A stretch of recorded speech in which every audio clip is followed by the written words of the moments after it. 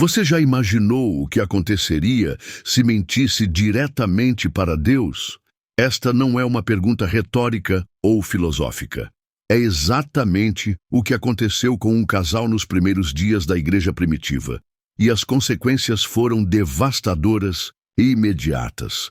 A história de Ananias e Safira não é apenas um relato bíblico, é um dos episódios mais chocantes e controversos do Novo Testamento, que até hoje gera debates teológicos intensos. Imagine por um momento, você está em uma comunidade onde milagres acontecem diariamente, onde pessoas são curadas instantaneamente, onde o próprio Espírito Santo se manifesta de forma tangível. Neste ambiente sobrenatural, um casal decide jogar um jogo perigoso com a verdade. O resultado: morte instantânea. Não houve segunda chance, não houve misericórdia aparente, não houve arrependimento aceito. Esta história aconteceu em Jerusalém por volta do ano 33 d.C., apenas algumas semanas após a ressurreição de Jesus Cristo. A igreja primitiva estava experimentando um crescimento explosivo, de 120 discípulos no cenáculo para mais de 5.000 em questão de dias. Era um momento de euforia espiritual, mas também de transformação radical da sociedade. E foi exatamente neste contexto que Ananias e Safira tomaram a decisão mais fatal de suas vidas. Se você quer entender por que esta história ainda nos assombra hoje, porque ela revela verdades profundas sobre a natureza de Deus e porque nunca devemos subestimar o poder do Espírito Santo, continue comigo nesta jornada. Prepare-se para descobrir segredos que podem mudar completamente sua perspectiva sobre honestidade, comunidade cristã e as consequências eternas de nossas escolhas.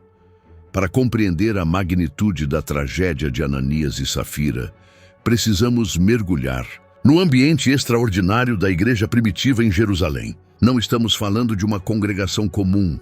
Estamos falando de uma comunidade onde o sobrenatural era tão comum quanto o nascer do sol. Era aproximadamente o ano 33 d.C.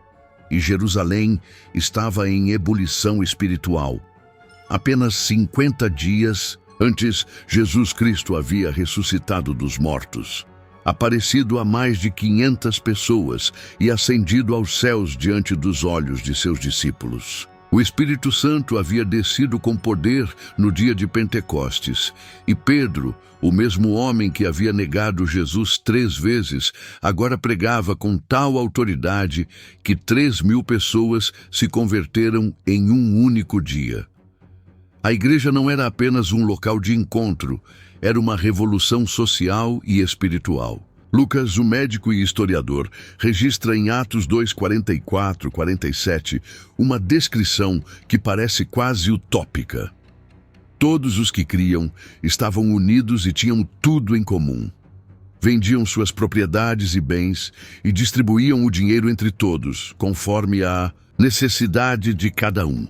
Esta não era uma decisão imposta ou obrigatória, era uma resposta espontânea ao amor de Cristo. Famílias inteiras vendiam casas, terrenos, joias e posses preciosas, trazendo o dinheiro e depositando aos pés dos apóstolos. Não havia coerção, não havia regras rígidas, apenas corações transformados pela experiência com o Cristo ressurreto. Barnabé, cujo nome significa Filho da Consolação, havia se tornado um exemplo luminoso desta generosidade radical. Este levita de Chipre possuía um terreno valioso, vendeu-o e trouxe todo o dinheiro para a comunidade. Sua atitude não passou despercebida. Ela se tornou o padrão de ouro da generosidade cristã, inspirando outros a seguir seu exemplo. Os milagres eram uma realidade diária. Pedro e João curavam paralíticos no templo. Mortos eram ressuscitados. Demônios eram expulsos com autoridade. A sombra de Pedro curava os enfermos que eram colocados em seu caminho. Este não era um circo espiritual. Era a manifestação genuína do poder de Deus, operando através de homens que haviam sido transformados pelo encontro com Jesus. Mas com grande poder vem grande responsabilidade, e com grande bênção vem grande tentação. A generosidade extraordinária da comunidade criou uma pressão social sutil, mas real. Ser reconhecido como generoso na igreja primitiva era uma forma de status espiritual. E foi exatamente neste ponto que o coração humano, mesmo no ambiente mais sagrado, revelou sua capacidade para o engano.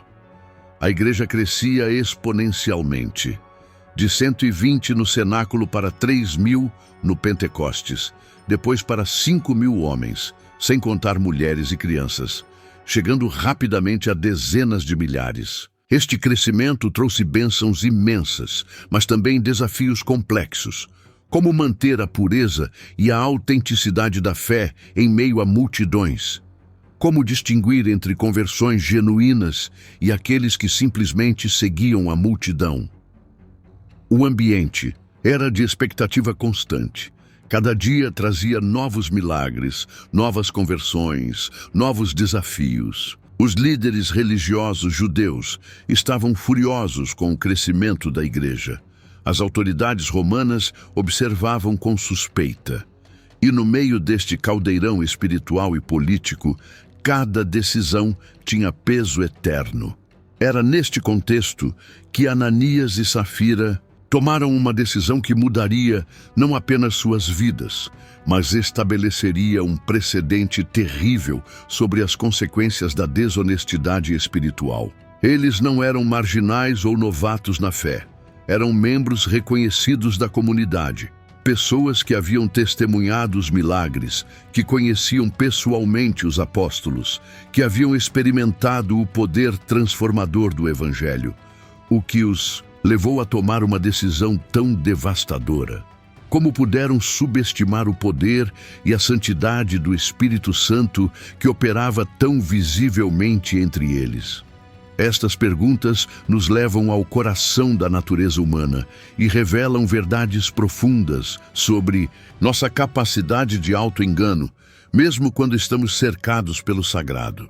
A pressão para se conformar aos padrões da comunidade, o desejo de reconhecimento espiritual, a tentação de aparecer mais generoso do que realmente eram, todos estes fatores se combinaram para criar a tempestade perfeita que resultaria na primeira disciplina divina registrada na igreja primitiva. Uma disciplina tão severa e imediata que ecoaria através dos séculos como um aviso solene sobre o preço da hipocrisia espiritual. Ananias e Safira não eram pessoas comuns. Seus nomes carregam significados proféticos que, em retrospecto, parecem quase irônicos. Ananias significa Javé é gracioso, um nome que fala da misericórdia divina. Safira significa bela ou preciosa como safira, uma referência à pedra preciosa azul que simboliza pureza e verdade. Que tragédia cruel do destino que pessoas com nomes tão significativos se tornassem símbolos eternos da desonestidade espiritual. O casal não era pobre nem necessitado. Possuíam uma propriedade de valor considerável, o que indica que faziam parte da classe média ou alta de Jerusalém. Eram membros respeitados da igreja primitiva, pessoas que haviam testemunhado pessoalmente os milagres dos apóstolos, que participavam das orações comunitárias, que conheciam intimamente a doutrina dos apóstolos. Não eram novatos na fé, eram crentes estabelecidos que deveriam saber melhor.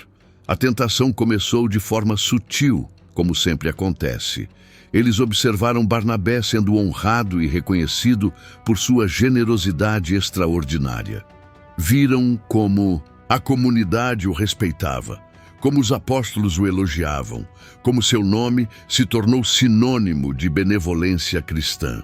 O desejo de reconhecimento, essa sede ancestral de aprovação e status, começou a germinar em seus corações. Mas havia um problema. Eles não estavam dispostos a pagar o preço total da verdadeira generosidade. Queriam a reputação sem o sacrifício, a honra sem a entrega, o reconhecimento sem a renúncia. E foi assim que nasceu um dos planos mais tolos e fatais da história da humanidade. A conspiração foi cuidadosamente planejada. Não foi um erro impulsivo ou uma decisão tomada no calor do momento. Foi uma estratégia deliberada, discutida entre marido e esposa, refinada até parecer perfeita. Eles venderiam sua propriedade, isso era verdade. Mas, diferentemente de Barnabé, que havia dado tudo, eles guardariam uma parte para si mesmos e mentiriam sobre o valor total da venda. O plano parecia brilhante em sua simplicidade. Quem saberia o valor real da transação? Quem questionaria sua palavra? Eles receberiam o reconhecimento público pela generosidade, manteriam sua segurança financeira privada e ninguém seria prejudicado. Era uma solução ganha-ganha perfeita. Ou assim pensavam, mas eles cometeram um erro fundamental e catastrófico. Subestimaram completamente o poder e a onisciência do Espírito Santo, que habitava tão visivelmente entre os apóstolos. Na igreja primitiva, o Espírito Santo não era uma doutrina teológica abstrata.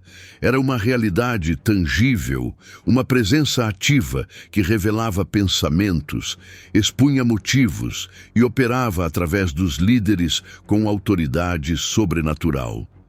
A propriedade foi vendida. O valor real, digamos, foi de 10 talentos de prata, uma quantia substancial. Mas quando Ananias trouxe o dinheiro aos pés dos apóstolos, declarou que estava entregando o valor total da venda, quando, na verdade, estava entregando apenas 7 talentos, mantendo 3 para si mesmo. A mentira não era apenas sobre dinheiro. Era uma mentira sobre caráter, sobre compromisso, sobre o nível de entrega a Deus. Era uma tentativa de manipular a percepção da comunidade e, mais gravemente, uma tentativa de enganar o próprio Espírito Santo. Eles estavam literalmente tentando ludibriar Deus. O que torna esta conspiração ainda mais chocante é que ela revelava uma compreensão completamente distorcida da natureza da igreja primitiva. Ananias e Safira pensavam que estavam lidando com uma organização humana comum, onde aparências importavam mais que realidade, onde a performance pública poderia mascarar a realidade privada. Eles não compreenderam que estavam participando de algo radicalmente diferente, uma comunidade onde Deus mesmo estava presente de forma ativa e discernidora. Uma comunidade onde o Espírito Santo não era apenas um conceito teológico, mas uma realidade operacional que conhecia os pensamentos e intenções do coração. A ironia é devastadora. Em uma comunidade baseada na generosidade voluntária, onde ninguém era obrigado a dar coisa alguma, eles escolheram mentir sobre sua contribuição. Pedro deixaria isso claro mais tarde. Acaso não era tua a propriedade, e uma vez vendida, não estava o dinheiro em teu poder? Não havia pressão para vender, não havia obrigação de dar tudo. A mentira foi completamente desnecessária, do ponto de vista prático. Mas do ponto de vista do coração, a mentira revelava algo muito mais profundo e perturbador.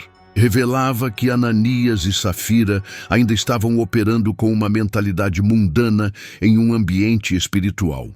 Ainda pensavam que poderiam jogar jogos de aparência e manipulação em uma comunidade onde Deus estava presente de forma imediata e ativa. A conspiração estava completa. O plano estava em movimento. Ananias havia entregado o dinheiro e recebido os elogios esperados. Safira estava em casa, provavelmente satisfeita com o sucesso aparente de sua estratégia. Eles não sabiam que haviam acabado de assinar sua própria sentença de morte. O que aconteceria a seguir chocaria não apenas a igreja primitiva, mas estabeleceria um precedente terrível sobre as consequências da hipocrisia espiritual que ressoa até hoje.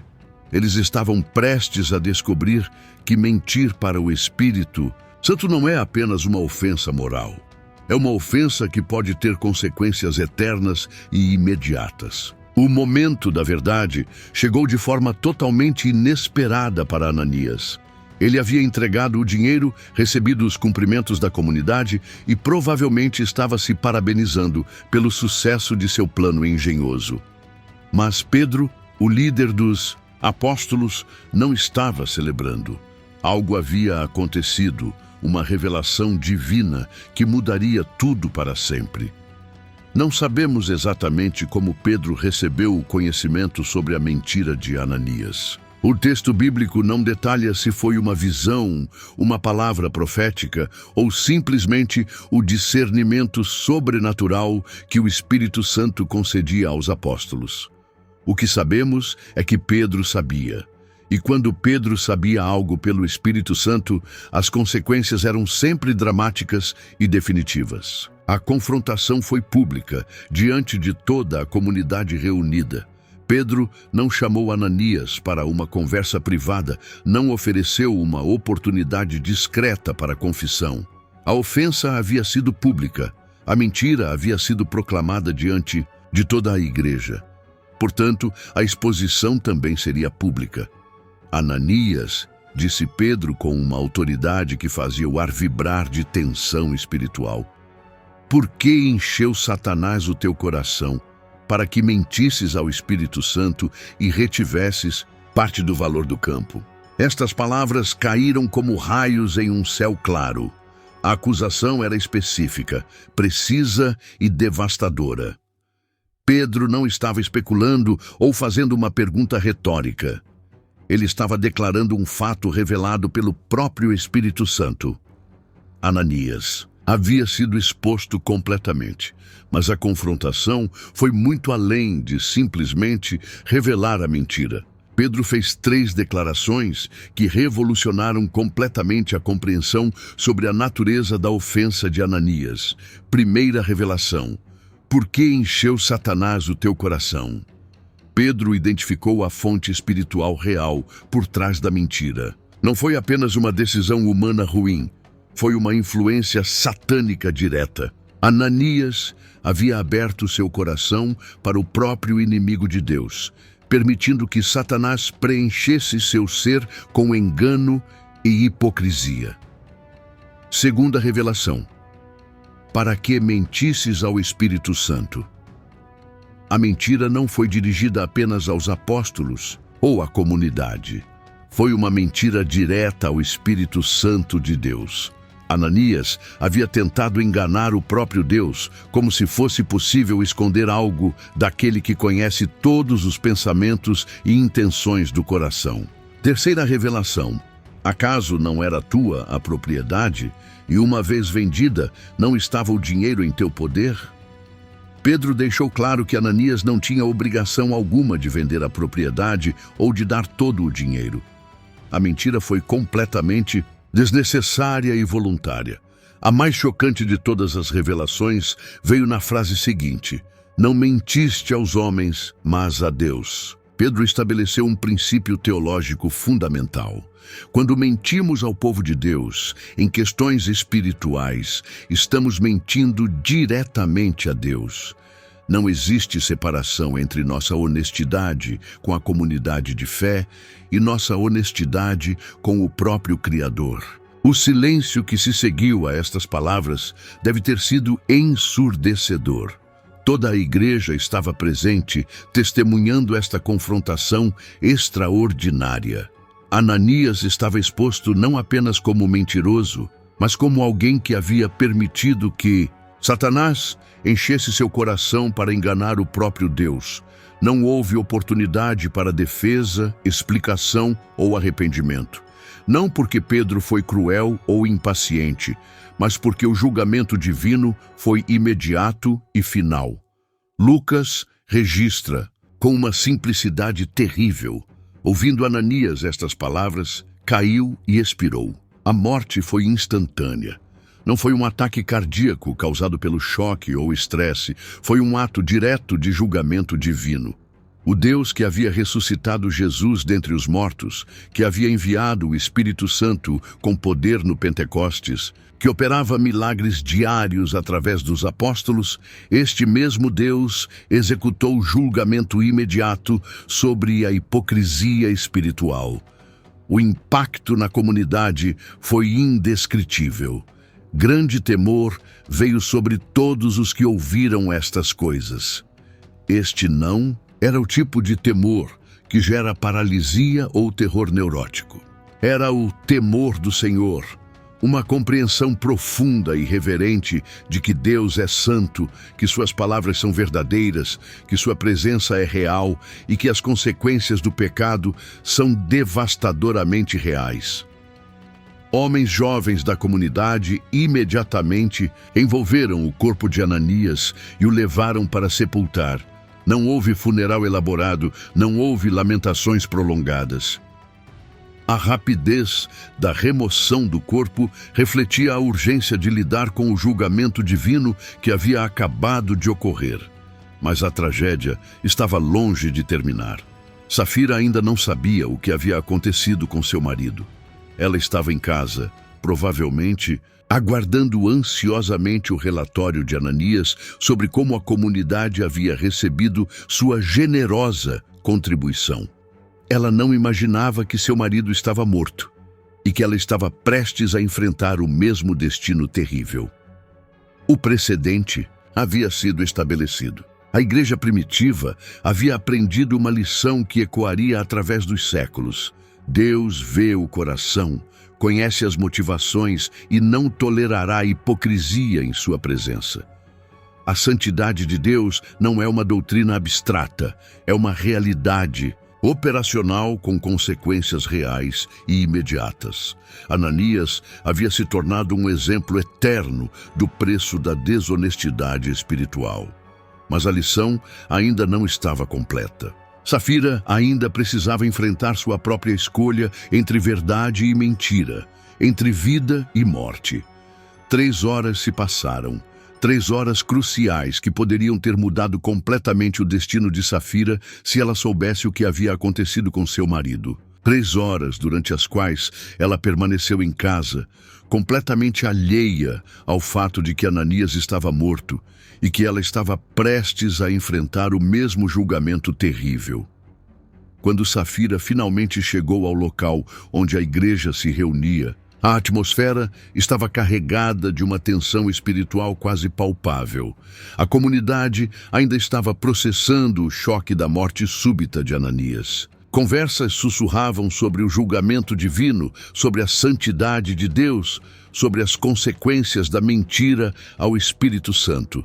Mas ninguém havia contado a Safira o que acontecera. Pedro a viu chegar, o apóstolo que havia negado Jesus 3 vezes, mas que agora operava com autoridade sobrenatural, sabia exatamente o que estava prestes a acontecer. Ele poderia ter sido misericordioso, poderia ter contado imediatamente sobre a morte de Ananias, poderia ter dado a ela uma oportunidade de se arrepender antes que fosse tarde demais. Mas Pedro não fez isso. E há uma razão profunda e perturbadora para sua escolha. Safira precisava de uma oportunidade final de escolher entre verdade e mentira, entre confissão e continuação da farsa. Ela precisava revelar o que realmente havia em seu coração, sem a influência do medo ou do conhecimento das consequências. A pergunta de Pedro foi direta e ofereceu uma porta de escape perfeitamente clara. Dize-me, vendestes, portanto, aquela verdade? Ele não a acusou imediatamente, não revelou que já conhecia a verdade, simplesmente deu a ela uma oportunidade final de ser honesta. Este momento representa uma das cenas mais dramáticas de toda a Escritura. Safira estava literalmente a uma palavra de distância entre vida e morte. Uma palavra de verdade a salvaria. Uma palavra de mentira a condenaria. Ela não sabia das consequências, mas tinha uma escolha clara: manter a mentira que havia planejado com seu marido ou confessar a verdade sobre o valor real da propriedade? A resposta de Safira selou seu destino. Sim, portanto. Com essas poucas palavras, ela escolheu perpetuar a mentira, confirmar a conspiração e demonstrar que seu coração estava tão endurecido quanto o de seu marido. Ela teve uma segunda chance que Ananias não teve, mas desperdiçou completamente. A declaração de Pedro que se seguiu foi ainda mais severa que a dirigida a Ananias. Por que combinastes entre vós para tentar o Espírito do Senhor? Pedro revelou que sabia não apenas sobre a mentira individual, mas sobre toda a conspiração planejada pelo casal. Eles não haviam apenas mentido, haviam tentado o Espírito Santo, testando deliberadamente os limites da paciência e santidade divinas. Então veio a profecia mais arrepiante da Escritura. Eis aí à porta os pés dos que sepultaram o teu marido, e também te levarão a ti. Pedro não apenas revelou que Ananias estava morto, mas profetizou que os mesmos homens que haviam sepultado seu marido estariam prestes a sepultá-la também. A morte de Safira foi tão instantânea quanto a de Ananias. No mesmo instante, caiu aos pés dele e expirou. Não houve tempo para lamentação. Não houve oportunidade para arrependimento de última hora. O julgamento divino foi imediato e final. Os jovens que haviam sepultado Ananias encontraram Safira morta quando retornaram. A profecia de Pedro se cumpriu literalmente. Os mesmos pés que haviam carregado o marido agora carregavam a esposa. Em um único dia, a igreja primitiva testemunhou não uma, mas duas execuções divinas diretas. O que torna a morte de Safira ainda mais trágica é que ela teve uma oportunidade que seu marido não teve. Ananias foi confrontado imediatamente com seu pecado e morreu. Safira teve 3 horas para refletir. Teve uma pergunta direta que oferecia uma saída clara. Teve uma segunda chance genuína. Mas escolheu a mentira em vez da verdade, a conspiração em vez da confissão. Esta diferença revela algo profundo sobre a natureza do pecado e do endurecimento do coração. Safira não mentiu por impulso ou pressão momentânea. Ela teve tempo para pensar, teve uma oportunidade clara de mudar de curso, mas escolheu conscientemente perpetuar a mentira. Sua escolha revelou que o engano havia se tornado uma parte integral de seu caráter. O impacto combinado das duas mortes na igreja primitiva foi devastador e transformador. Veio grande temor sobre toda a igreja e sobre todos os que ouviram estas coisas. Este não era apenas choque ou surpresa, era uma compreensão profunda de que estavam lidando com um Deus santo que não toleraria hipocrisia ou engano. A lição estava completa, mas o preço havia sido terrivelmente alto. 2 vidas perdidas, 2 famílias destruídas, uma comunidade abalada até os fundamentos, mas também uma demonstração clara e inequívoca de que a presença de Deus na igreja primitiva era real, ativa e santa. Ananias e Safira se tornaram símbolos eternos das consequências da desonestidade espiritual. Seus nomes passaram a representar o perigo de tentar enganar Deus, de jogar jogos de aparência em uma comunidade onde o Espírito Santo opera com poder e discernimento. A pergunta que permanece ecoando através dos séculos é esta: se o mesmo Espírito Santo que habitava na igreja primitiva habita na igreja hoje, por que não vemos julgamentos similares? A resposta a esta pergunta revela verdades profundas sobre a natureza da graça, da paciência divina e dos propósitos eternos de Deus. A tragédia de Ananias e Safira não terminou com suas mortes. Na verdade, ela apenas começou. Suas histórias se tornaram um espelho sombrio onde toda a humanidade pode ver refletidas suas próprias tendências para o engano, a hipocrisia e a manipulação espiritual. Mas mais do que isso, suas mortes revelaram verdades profundas sobre o que realmente perdemos quando escolhemos a mentira em vez da verdade. O primeiro e mais óbvio preço que pagaram foi a vida física. Mas esta foi apenas a ponta do iceberg de suas perdas. Eles perderam muito mais do que a vida. Perderam seu testemunho, sua reputação, seu legado, sua influência e, mais tragicamente, perderam a oportunidade de participar dos eventos extraordinários que se seguiriam na igreja primitiva. Imagine por um momento o que Ananias e Safira perderam ao escolher a mentira. Eles perderam a oportunidade de testemunhar o crescimento explosivo da igreja de milhares para dezenas de milhares. Perderam a chance de ver Paulo convertido na estrada de Damasco. Não estavam vivos para testemunhar a expansão do evangelho aos gentios através de Pedro e Cornélio. Não viram a primeira viagem missionária de Paulo e Barnabé. Perderam décadas de milagres, de crescimento espiritual, de impacto eterno. Mas as perdas foram muito além do temporal. Eles perderam a credibilidade espiritual para sempre. Seus nomes se tornaram sinônimos de hipocrisia cristã. Até hoje, mais de 2000 anos depois, quando alguém quer ilustrar os perigos da desonestidade espiritual, conta a história de Ananias e Safira. Eles se tornaram um exemplo negativo para toda a eternidade. A tragédia é ainda mais profunda quando consideramos que eles tinham tudo o que era necessário para serem heróis da fé. Tinham recursos financeiros, posição social, acesso direto aos apóstolos, testemunho pessoal dos milagres, participação em uma comunidade extraordinária. Poderiam ter sido lembrados como Barnabé é lembrado, como exemplos de generosidade e fé. Em vez disso, escolheram um atalho moral que os levou à destruição eterna. Mas por que Deus foi tão severo com eles? Por que não houve misericórdia, segunda chance, oportunidade de arrependimento?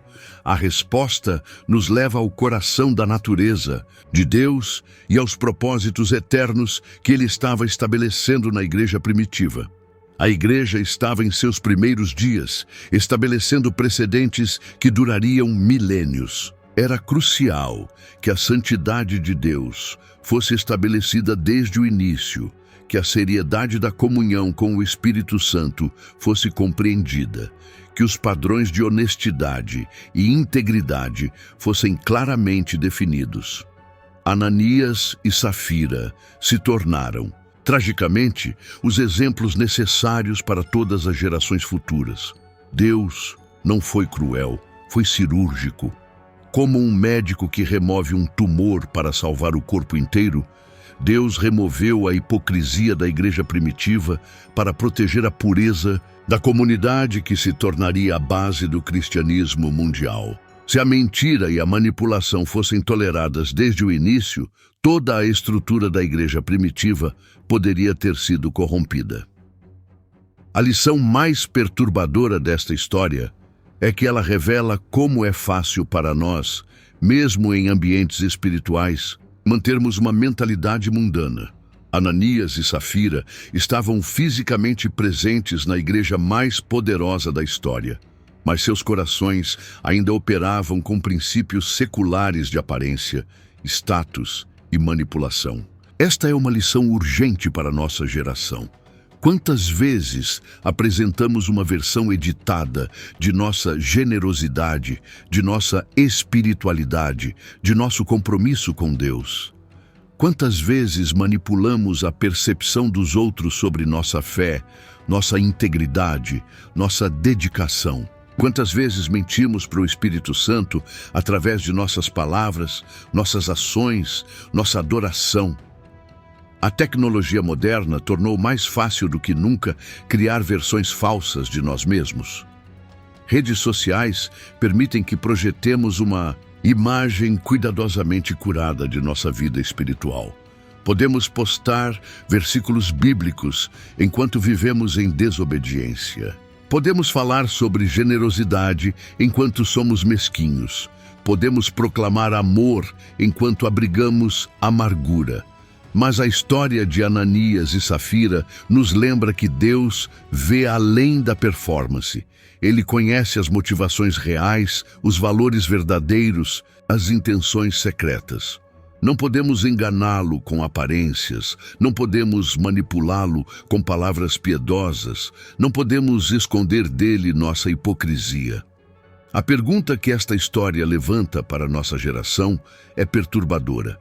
Se o mesmo Espírito Santo que operava na igreja primitiva opera hoje, por que não vemos julgamentos similares? Será que Deus mudou? Será que ele se tornou mais tolerante com a hipocrisia? Ou será que ele está exercendo uma paciência extraordinária, dando-nos tempo para arrependimento antes que o julgamento final chegue? A resposta bíblica é clara. Deus não mudou. Sua santidade permanece a mesma, sua exigência de integridade continua absoluta. Mas ele está exercendo paciência, não querendo que ninguém se perca, senão que todos venham a arrepender-se. O julgamento final está chegando, mas enquanto isso, ele nos dá oportunidades para mudança genuína. A história de Ananias e Safira termina com um apelo urgente. Examine seu coração, identifique áreas de hipocrisia, de desonestidade, de manipulação espiritual. Confesse genuinamente, arrependa-se completamente, viva com integridade radical, porque o Deus que julgou Ananias e Safira é o mesmo Deus que nos observa hoje. Não desperdice a oportunidade que eles perderam. Não deixe que o desejo de aparência destrua a realidade de sua fé. Escolha a verdade, mesmo quando é custosa. Escolha a integridade, mesmo quando é inconveniente. Escolha a honestidade, mesmo quando é humilhante. Porque no final, não é o que parecemos ser que importa, é o que realmente somos diante daquele que vê todos os corações e conhece todos os pensamentos. E se você está lendo esta história hoje, ainda há tempo para escolher a verdade em vez da mentira, a vida em vez da morte, a bênção em vez da tragédia. Que suas escolhas hoje determinem se seu nome será lembrado como Barnabé ou como Ananias e Safira. A decisão, como sempre, é completamente sua. A história de Ananias e Safira permanece como um dos relatos mais chocantes e instrutivos de toda a Escritura. Ela nos lembra que a presença de Deus em nossas vidas não é um jogo, que nossa integridade importa profundamente para Ele e que as consequências de nossas escolhas espirituais podem ser eternas. Se esta história tocou seu coração, se ela revelou áreas em sua vida que precisam de mudança, não deixe este momento passar. Deus está lhe dando hoje a oportunidade que Ananias e Safira desperdiçaram. Use-a sabiamente. Se você gostou desta história e quer conhecer mais sobre os mistérios e lições profundas da Bíblia, deixe seu comentário abaixo, compartilhando qual parte mais impactou você. E não se esqueça de se inscrever no canal para mais histórias bíblicas que vão transformar sua compreensão da palavra de Deus. Até a próxima. Que Deus abençoe sua caminhada na verdade e na integridade.